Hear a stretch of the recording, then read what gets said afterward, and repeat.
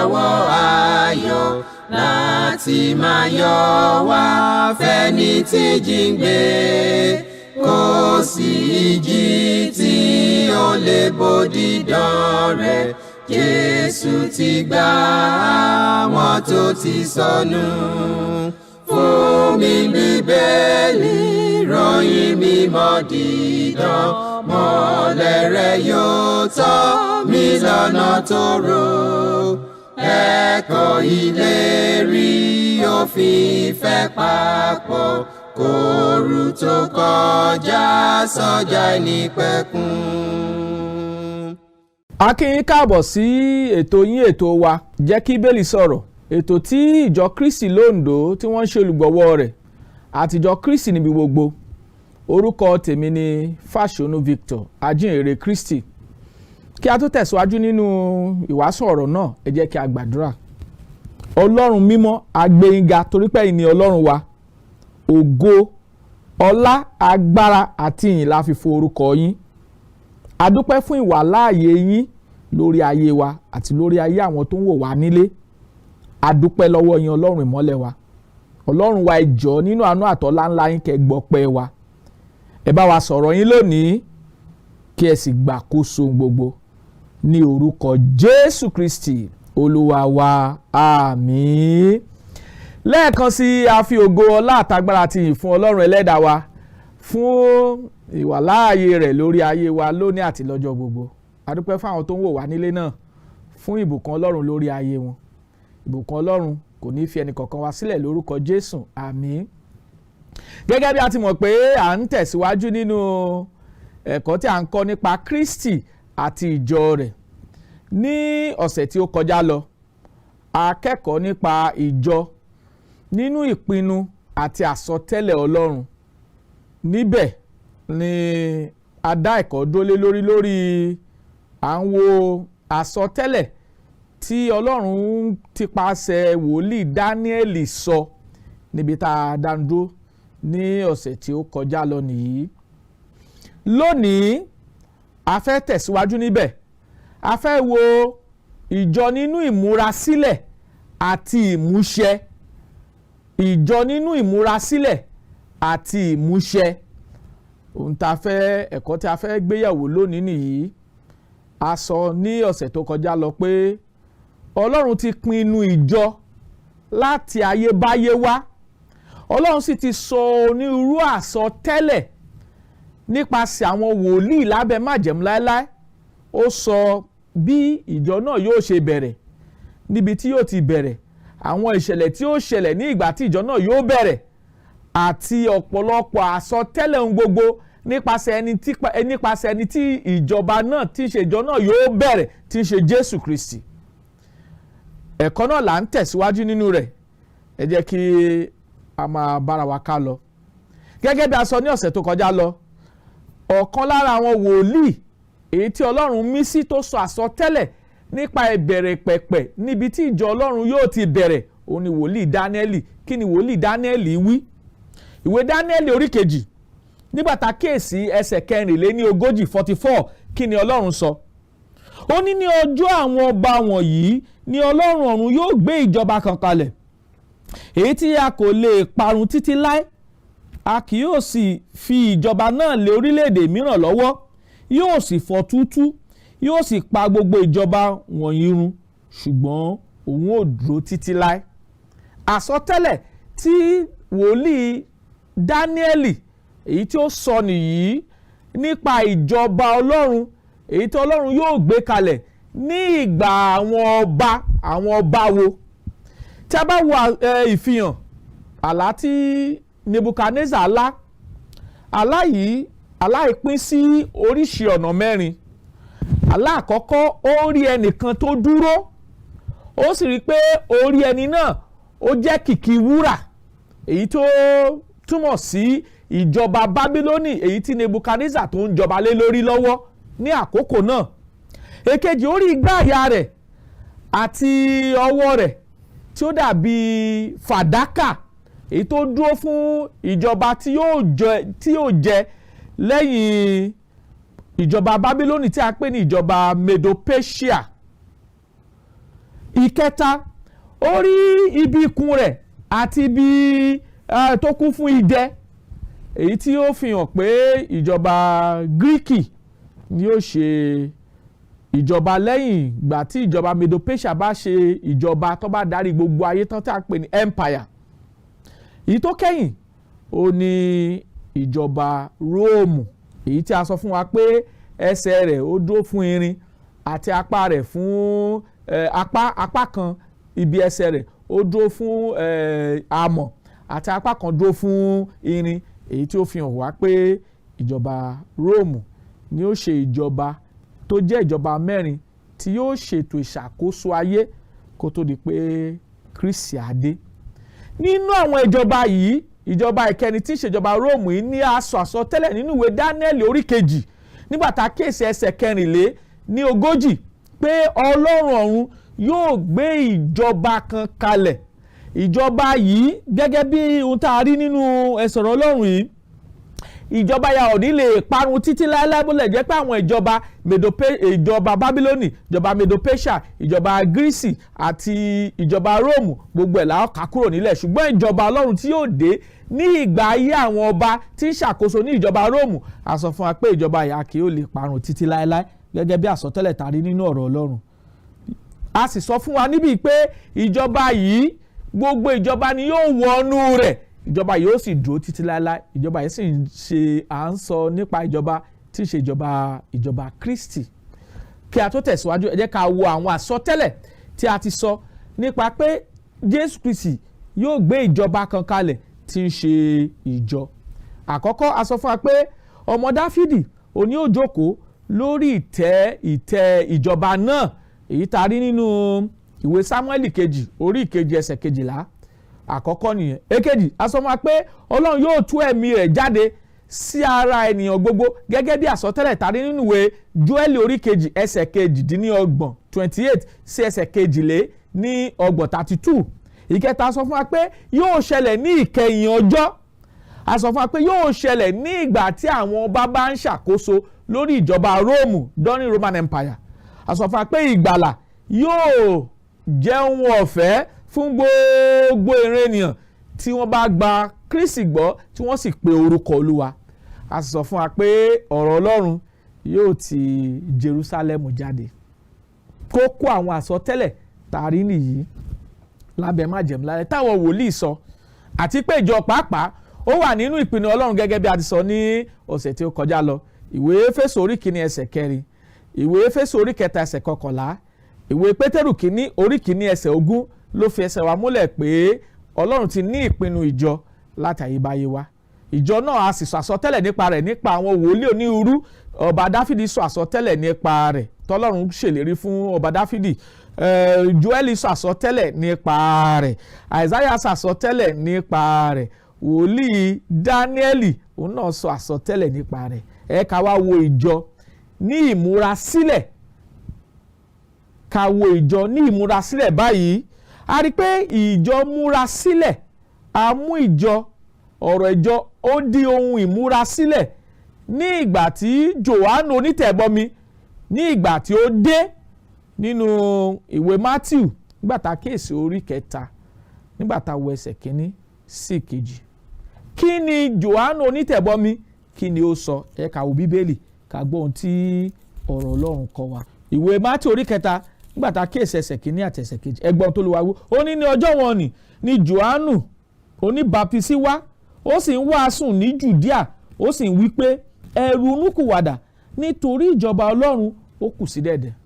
So tá a bá ń sọ̀rọ̀ nípa pé ìjọ ní ìmúrasílẹ̀ àti ní ìmúṣẹ, ó ń sọ pé àwọn ènìyàn Ọlọ́run yìí, èyí tí àwọn Júù mọ Jòhánù onítẹ̀bọmi gẹ́gẹ́ bí ọ̀kan lára àwọn wòlíì, ní ìgbà tí ó dé ó bẹ̀rẹ̀ sí ń sọ fún àwọn ènìyàn pé kí àwọn ènìyàn kó ronúkúwàdà nítorí pé ìjọba Ọlọ́run ṣe kí ni, ó kù sí dẹ̀dẹ̀. Ìyẹn túmọ̀ sí pé à ń pèsè ọkàn àwọn ènìyàn sílẹ̀ fún bíbọ̀ ìjọba Ọlọ́run. Tá à ń sọ ni pé ìjọba Ọlọ́run ní ìmúra tẹ́lẹ̀.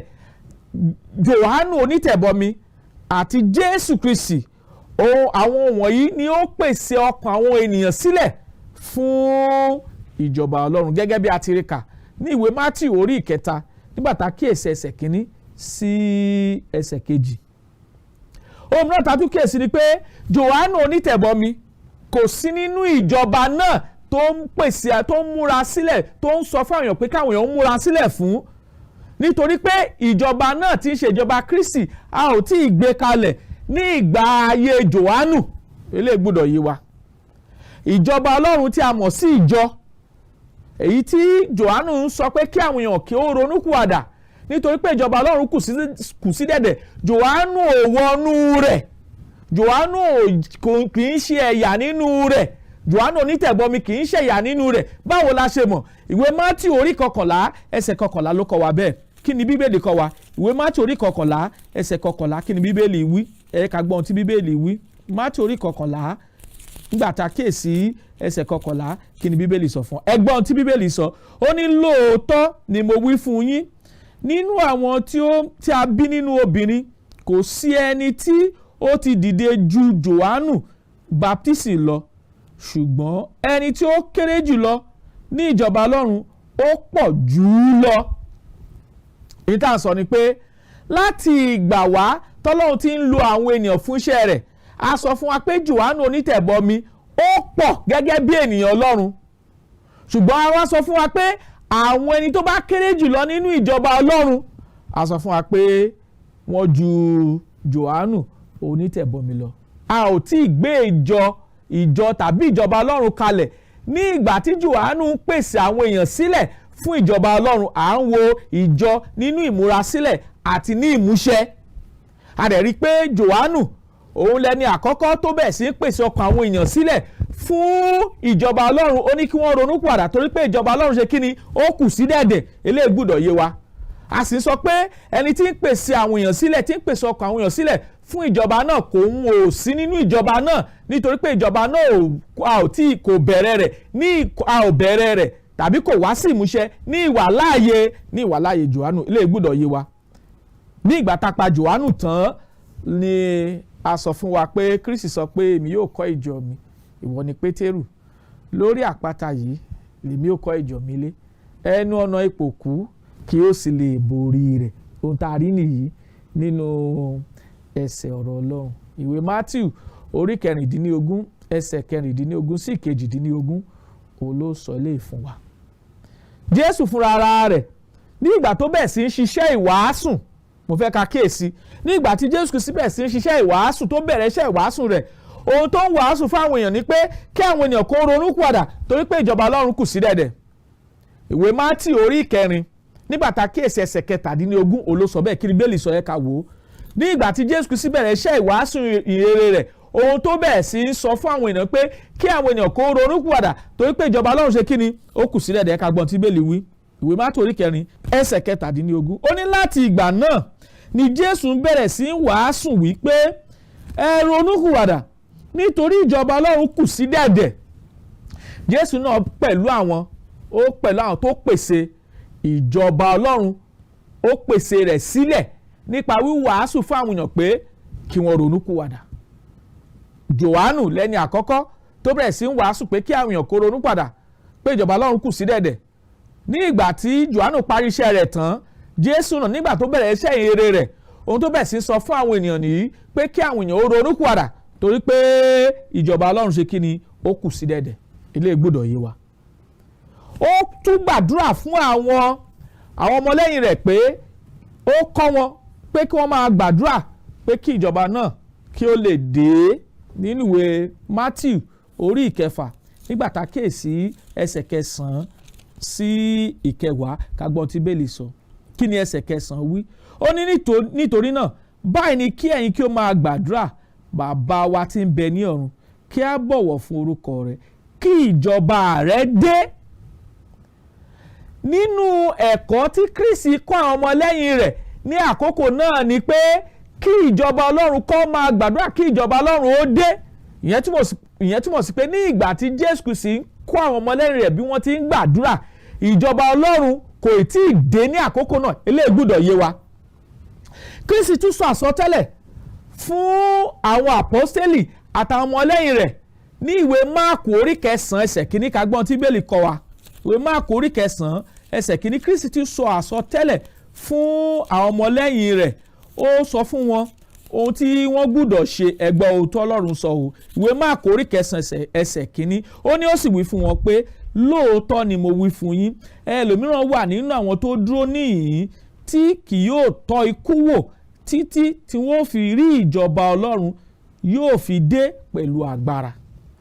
Ẹ má ṣe jẹ́ ká gbàgbé, Jòhánù lẹni àkọ́kọ́ onítẹ̀bọmi. Jòhánù onítẹ̀bọmi òun ló ń wàásù pé kí àwọn èèyàn kó ronú padà torí pé ìjọba Ọlọ́run kù sí dẹ̀dẹ̀ nínú ìwé Mátíù orí 3 ẹsẹ̀ 2. Jésù fúnra ara rẹ̀ nígbà tó bẹ̀rẹ̀ iṣẹ́ ìhìnrere ó bẹ̀rẹ̀ sí ń wàásù fún àwọn ènìyàn pé kí wọ́n ronú padà torí pé ìjọba Ọlọ́run kù sí dẹ̀dẹ̀. Ní ìgbà kan nínú iṣẹ́ ìhìnrere tí Jésù sì ń ṣe, ó sọ fún àwọn ọmọlẹ́yìn rẹ̀ pé ó ní kì í ṣe gbogbo àwọn tó dó níhìn ni yóò tọ́ ikú wò títí tí wọ́n fi rí ìjọba Ọlọ́run tí ó fi dé pẹ̀lú agbára. Kí ni ẹsẹ̀ Bíbélì yìí ń kọ́ wa? Ìwé Máàkù orí 9 ẹsẹ̀ 1. Ó kọ́ wa pé ní ìwà láàyè àwọn àpọ́sítélì àtàwọn ọmọ ẹ̀yìn ni wọ́n fi rí ìjọba Ọlọ́run tí ó fi dé pẹ̀lú agbára. Gbogbo wọn ò kì í ṣe gbogbo wọn ni yóò tọ́ ikú wò, kì í ṣe gbogbo wọn ni yóò kú títí tí wọ́n fi rí ìjọba náà tí ó fi dé pẹ̀lú agbára. Eléyìí gbọ́dọ̀ yé wa gẹ́gẹ́ bí ohun tí à ń wò lọ nínú ọ̀rọ̀ Ọlọ́run.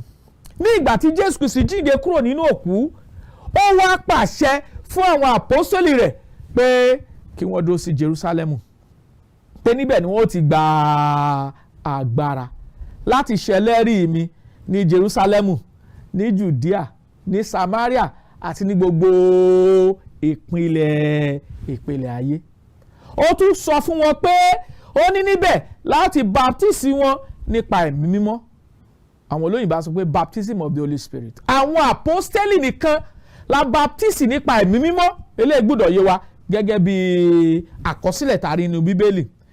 Nítorí pé àwọn baptisi wọn nípa ẹ̀mí mímọ́, wọn wà á dúró gẹ́gẹ́ bí ẹlẹ́rìí níbi gbogbo lórílẹ̀‐èdè gbogbo. Ẹ má ṣe jẹ́ ká gbàgbé, Kristi ti sọ àsọtẹ́lẹ̀ fún àwọn ọmọlẹ́yìn rẹ̀ pé ní ìgbà tí ìjọba náà yóò dé pẹ̀lú agbára nínú ìwé Máàkù orí 9 ẹsẹ̀ 1.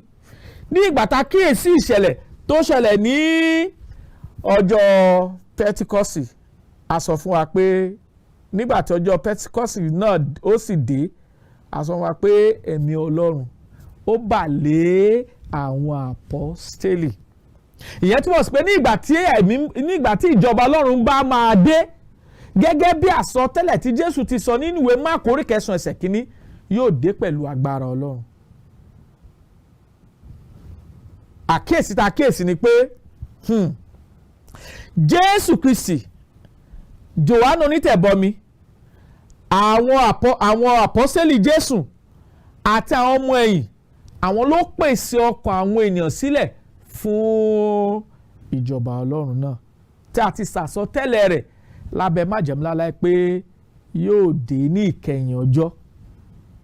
Àti wo ìjọ ní ìmúra tẹ́lẹ̀, a fi ọkàn àwọn ènìyàn balẹ̀, a sì kọ́ wọn lẹ́kọ̀ọ́ pé ìjọba Kristi yóò dé kí àwọn èèyàn kó ronú pìwàdà torí pé ìjọba náà kù sí dẹ̀dẹ̀. Jòhánù sọ bẹ́ẹ̀, ó kẹ́kọ̀ọ́ bẹ́ẹ̀, ìwé Mátíù orí 3 ẹsẹ̀ 2. Jésù Kristi náà kẹ́kọ̀ọ́ bẹ́ẹ̀ pé kí àwọn èèyàn kó ronú pìwàdà torí pé ìjọba Ọlọ́run kù sí dẹ̀dẹ̀. Ìwé Mátíù orí 4 ẹsẹ̀ 17 17, ó kẹ́kọ̀ọ́ bẹ́ẹ̀.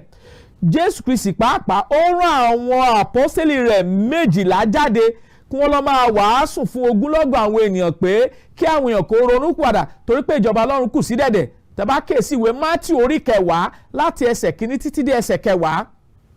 Ní ìgbà tá tún kíyèsí ìwé Lúùkù orí 10, tàbá wo ẹsẹ̀ 1 títí dé ẹsẹ̀ 20, Jésù Kristi pàápàá ó tún rán àwọn àádóje jáde láti lọ máa wàásù fún àwọn èèyàn pé kí àwọn ènìyàn kó ronú pìwàdà torí pé ìjọba Ọlọ́run kù sí dẹ̀dẹ̀.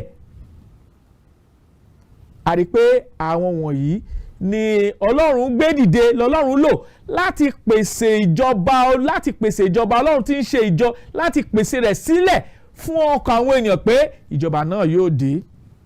Jésù Kristi pàápàá nígbà tó bẹ̀ sí káwọn ọmọlẹ́yìn rẹ̀ tó ń kọ́ bí wọ́n ṣe gbàdúrà, ní kí wọ́n máa gbàdúrà pé kí ìjọba náà kí ó dé.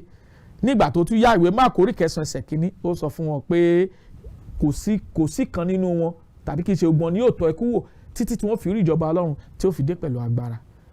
A sì rí pé ìjọba Ọlọ́run náà tó bá máa dé, àmì tá a fi mọ̀ pé ìjọba ọlọ́run náà yóò dé ó ní pé yóò dé pẹ̀lú agbára ọlọ́run gẹ́gẹ́ bí àsọtẹ́lẹ̀ tàrí nínú ìwé Máàkù orí 9 nígbà tá a kíyèsí ẹsẹ̀ kínní ìjọba náà wá dé.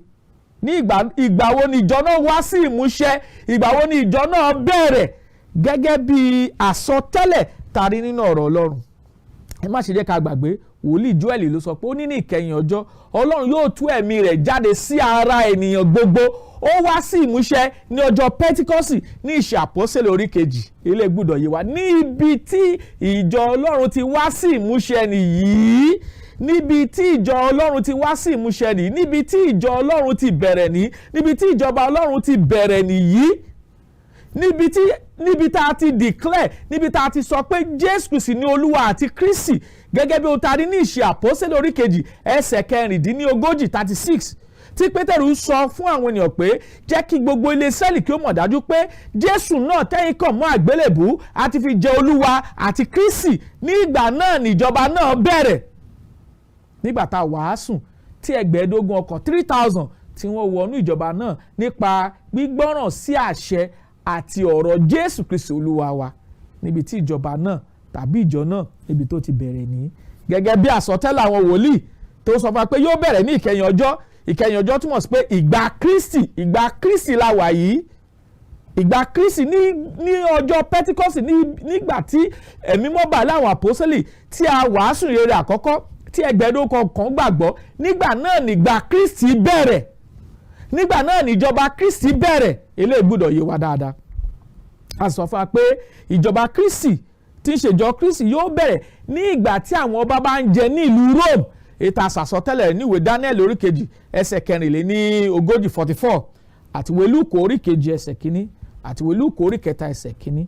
A sì sọ fún wa pé gẹ́gẹ́ bí àsọtẹ́lẹ̀ tá a sọ nípasẹ̀ àwọn wòlíì Jóẹ́lì wòlíì Àìsáyà pé láti Jerúsálẹ́mù ni ọ̀rọ̀ Ọlọ́run yóò ti jáde. A rí i pé Ìṣe Àpọ́sítélì orí 2 ṣẹlẹ̀ tó ṣẹlẹ̀ nígbà tá ìmọ̀ bà láwọn àpọ́sítélì. A rí i pé láti ibẹ̀ ó ní ọ̀rọ̀ Ọlọ́run ti jáde láti ibẹ̀ ó lọ sí Jùdíà, ó lọ sí Samaria, ó sì lọ sí gbogbo ìpìlẹ̀ ayé. Ohun tá à ń sọ ni pé ìjọba Kristi tá a ti sàsọtẹ́lẹ̀ rẹ̀ lábẹ́ májẹ̀mú láéláé ó bẹ̀rẹ̀ ní ọjọ́ Pẹ́tíkọ́sì ní ìgbà tí Jésù Kristi jíǹde kúrò nínú òkú gẹ́gẹ́ bí àkọsílẹ̀ tá a rí ní Ìṣe Àpọ́sítélì orí 2 níbi tá a ti rí ìjọ májẹ̀mú titun ní níbẹ̀rẹ̀ pẹpẹ rẹ̀ la rí ní ọ̀rọ̀ Ọlọ́run yìí. Ìjọ tí Jésù Kristi sọ pé èmi yóò kọ́ ìjọ mi ẹnu ọ̀nà ipò òkú kì yóò sì lè borí rẹ̀. Ọjọ́ Pẹ́tíkọ́sì ló bẹ̀rẹ̀. Ẹyọ kan sì ni. Ẹyọ kan yìí ló lọ láti Jerúsálẹ́mù ló lọ sí Jùdíà ló lọ sí Samaria ló sì lọ sí gbogbo ilẹ̀ gbogbo ayé. Bí ìjọ májẹ̀mú titun bí ó ti bẹ̀rẹ̀ nìyí. Ẹ má ṣe jẹ́ ká gbàgbé a sọ fún wa pé kí ìjọ tó bẹ̀rẹ̀ Ọlọ́run ti ní ìpinnu. Ìkejì Ọlọ́run tó wá sàsọtẹ́lẹ̀ nígbà tó yá Ọlọ́run wá bẹ̀ sí pèsè ìjọ náà sílẹ̀. Nígbà tó yá ìjọ náà wá bẹ̀rẹ̀ ní Ìṣe Àpọ́sítélì orí 2.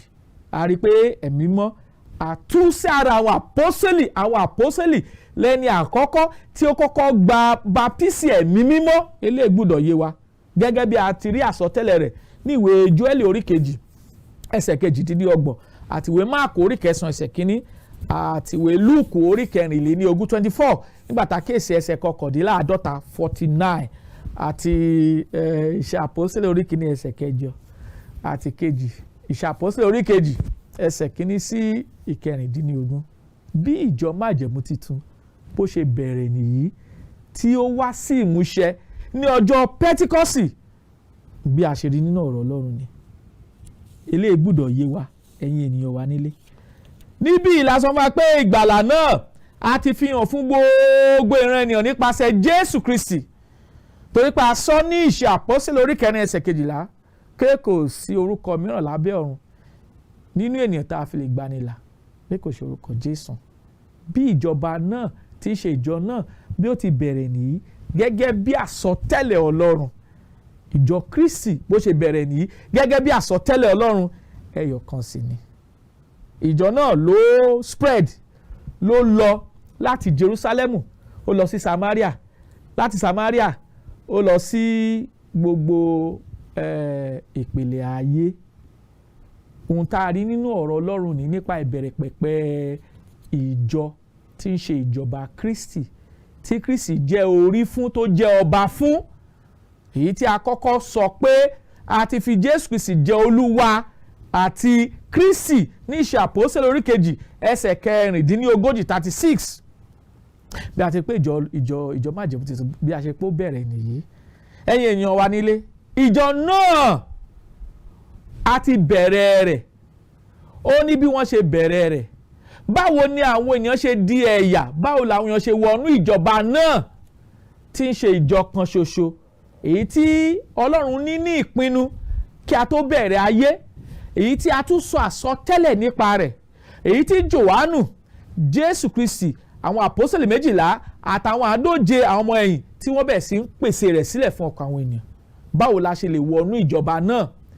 Ìgbésẹ̀ 5 péré lọ́lọ́run ni a gbọ́dọ̀ gbé láti wọnú ìjọba náà tí ń ṣe ìjọ ti Kristi, tí kì í ṣe tẹnikẹ́ni tí a ti sàsọtẹ́lẹ̀ pé Jerúsálẹ́mù ni yóò ti bẹ̀rẹ̀, tí a sì wò pé bẹ́ẹ̀ náà ni àsọtẹ́lẹ̀ náà wá sí ìmúṣẹ. Báwo la ṣe lè jẹ́ ẹ̀yà nínú ìjọ májẹ̀mú tuntun náà? A gbọ́dọ̀ gbọ́ ọ̀rọ̀ Ọlọ́run. Ìwé Róòmù orí 10 nígbà tá a kíyèsí ẹsẹ̀ 17, ó ní ǹjẹ́ nípa gbígbọ́ ni ìgbàgbọ́ ti ń wá àti nípa gbígbọ́ ọ̀rọ̀ Ọlọ́run. A gbọ́dọ̀ gba ọ̀rọ̀ Ọlọ́run gbọ́. Ìwé Hébérù orí 11 nígbà tá a kíyèsí ẹsẹ̀ 6, ó ní láìsí ìgbàgbọ́ kò ṣeé ṣe láti wọ Ọlọ́run, torí ẹnikẹ́ni tó bá máa gbàgbọ́ láti gbàgbọ́ pé ó ń bẹ àti wípé ó ní olùṣẹ̀san fáwọn tó bá fi ara balẹ̀ wá, a láti ronú pìwàdà. Ìwé Pétérù kejì orí 3 ẹsẹ̀ 9, Olúwa kò fìlérí rẹ̀ jáfara gẹ́gẹ́ bí àwọn ẹlòmíràn ti ń ka ìjáfara, ṣùgbọ́n ó mú sùúrù fún yín tí kò fẹ́ kẹ́nikẹ́ni ó ṣègbé bí kò ṣe kó wá sí ìrònú pìwàdà. Aládìfẹ́nu ara wa jẹ́wọ́ ìgbàgbọ́. Ìgbésẹ̀ 4, ìwé Mátíù orí 10 ẹsẹ̀ 22, 32, ó lé ẹnikẹ́ni tó bá jẹ́wọ́ mi níwájú ènìyàn, òun lèmi yóò jẹ́wọ́ níwájú bàbá mi tí ń bẹ lọ́run. Ẹnikẹ́ni tó bá sẹ́ mi níwájú ènìyàn, òun lèmi yóò sẹ́ níwájú bàbá mi tí ń bẹ lọ́run.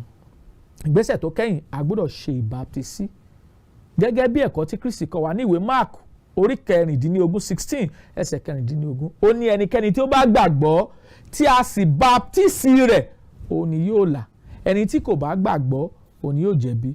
Gẹ́gẹ́ bí ohun tá a sì bá lọ́wọ́ àwọn àpọ́sítélì ní Iṣẹ́ Àpọ́sítélì orí kejì nígbà tá a kíyèsí ẹsẹ̀ 38, 38, Pétérù sọ fún wọn ní ọjọ́ Pẹ́tíkọ́sì pé ẹ ronúkúwàdà kí a sì báptísì olúkúlùkù yín ní orúkọ Jésù Kristi fún ìdáríjì ẹ̀ṣẹ̀ yín, ẹ̀yin ó sì gba ẹ̀bùn ẹ̀mí mímọ́.